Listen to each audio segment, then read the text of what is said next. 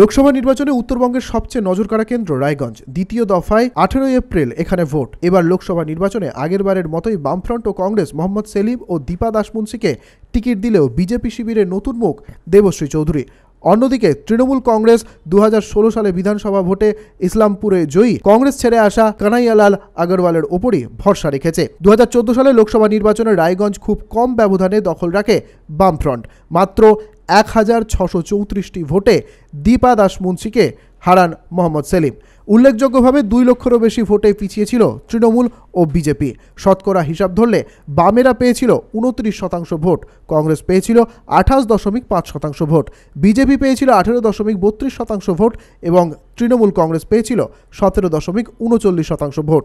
রাজ্য জুড়ে জোড়া ফুলের ঝড়ও উত্তরবঙ্গের এই কেন্দ্রে কংগ্রেস ও বামফ্রন্টের দাপট দেখা গিয়েছে। 2016 সালে বিধানসভা ভোটে ইসলামপুর, কালিয়াগঞ্জ, রায়গঞ্জ কংগ্রেস দখল রাখে। গোয়ালফোকর ও করণদিঘিতে যেতে তৃণমূল কংগ্রেস, চাকুলিয়াতে যেতে ফরওয়ার্ড ব্লক ও হেমতাবাদ দখলে রাখে সিপিআইএম। দেশের বর্তমান পরিস্থিতিতে কংগ্রেসের উপর বিশ্বাস রেখে রায়গঞ্জবাসী আবারও তাকে ফিরিয়ে আনবেন বলে আশাবাদী কংগ্রেস প্রার্থী দীপা দাসমুন্সি। তবে রায়গঞ্জের লড়াইটা একমুখী বলে মনে করেন সিপিএম প্রার্থী মোহাম্মদ সেলিম। টাকা দিয়ে প্রার্থী বা ভোট কেনা বেচা করা কাজে আসবে না বলে মন্তব্য করেছেন গতবারের বিজয়ী সিপিএমের মোহাম্মদ সেলিম। অন্যদিকে উন্নয়নের প্রশ্নে এই কেন্দ্রের তৃণমূলকেই মানুষ বেছে নেবেন বলে নিশ্চিত তৃণমূল কংগ্রেস প্রার্থী কানাইয়ালাল আগরওয়াল। এই কেন্দ্রে ডার্ক হর্স হিসেবে অনেকে আবার বিজেপিকেই দেখছেন। সুপার স্পেশালিটি হাসপাতাল গড়ে দেওয়ার প্রতিশ্রুতি দিয়ে সাধারণ মানুষের কাছে ভোট চাইছেন বিজেপি প্রার্থী দেবশ্রী চৌধুরী। উত্তর দিনাজপুর থেকে পিয়া গুপ্তার রিপোর্ট, এএনএম নিউজ।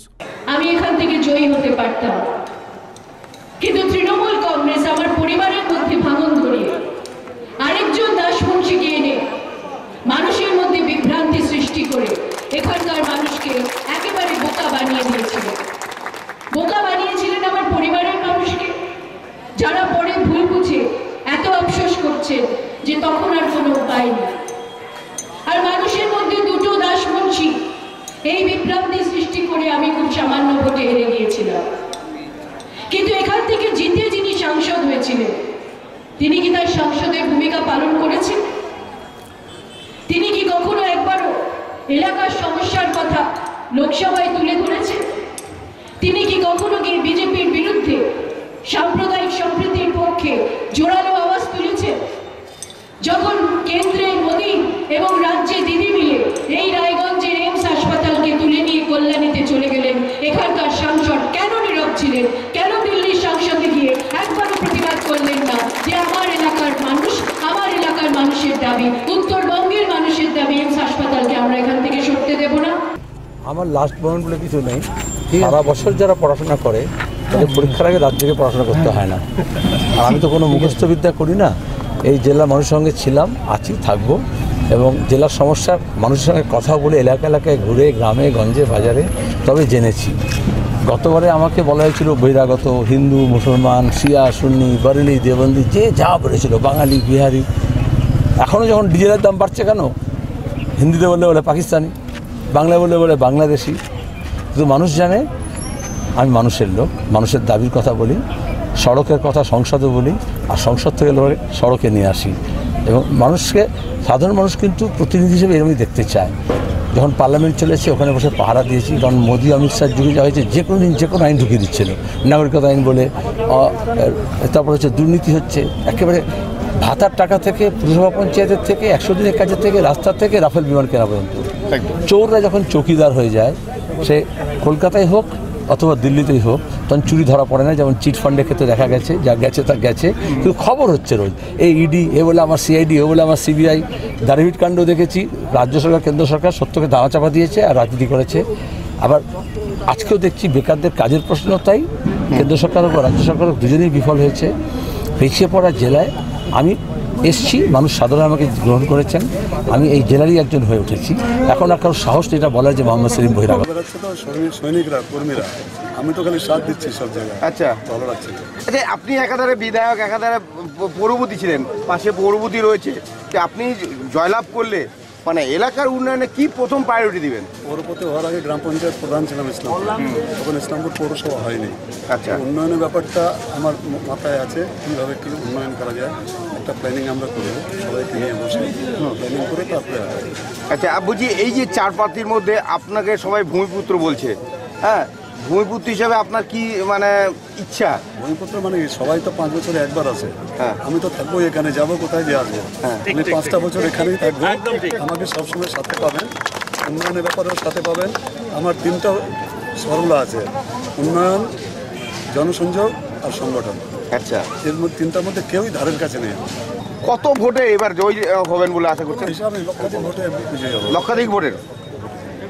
সারা তো আপনারা দেখছেন, মানুষজন মুখিয়ে আছে ভারতীয় জনতা পার্টির প্রতিনিধি আসুক, নরেন্দ্র মোদীজির প্রতিনিধি গ্রামে গ্রামে ঢুকুক, এই প্রত্যাশা নিয়ে সকাল থেকে মানুষ দাঁড়িয়ে থাকছে সন্ধ্যা পর্যন্ত।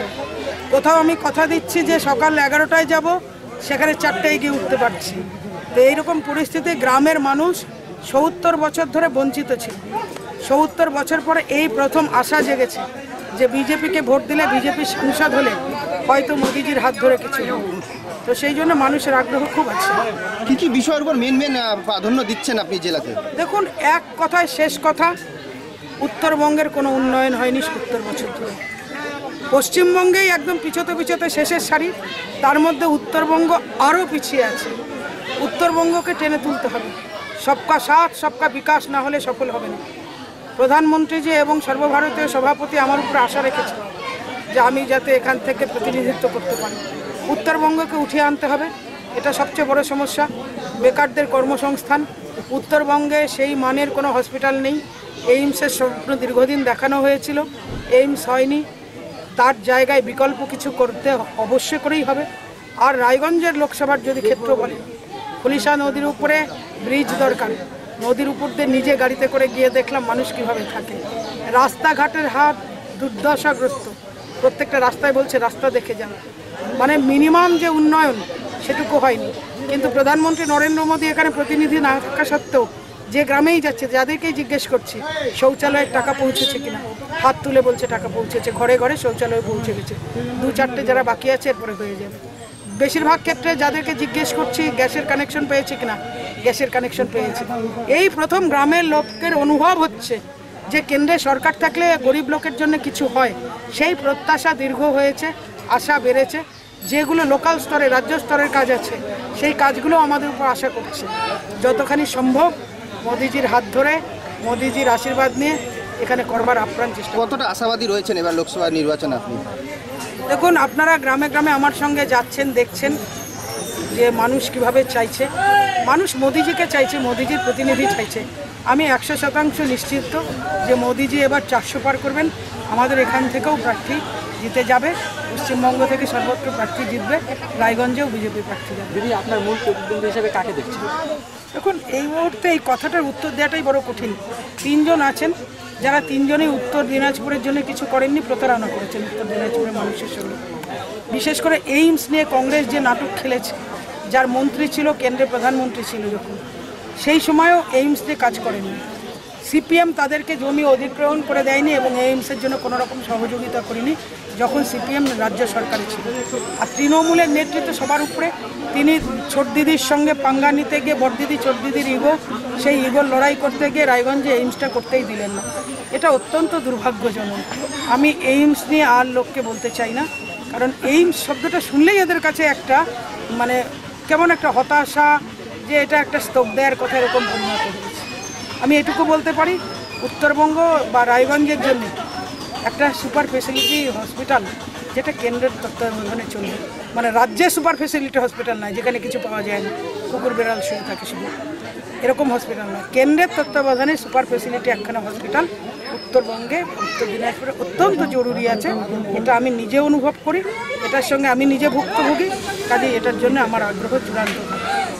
সেই যে চেনা মায়ের স্নেহ, যত্ন চেনা চেনা, ভালোবাসার চেনা শব্দে বিশ্বাস চেনা চেনা, খাঁটি সেই চেনা স্বাদ, খুশি চেনা চেনা, প্রতি স্বাদে পুষ্টির ছোঁয়া, নাম দিয়ে যায় চেনা, নতুন রূপে ভাগীরথী, আজও গুণ দিয়ে যায় চেনা।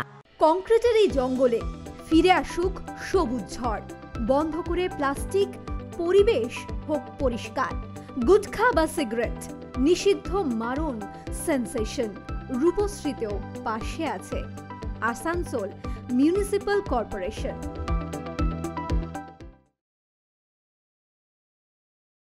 শেষ 11 বছর ধরে আমি ভোটার।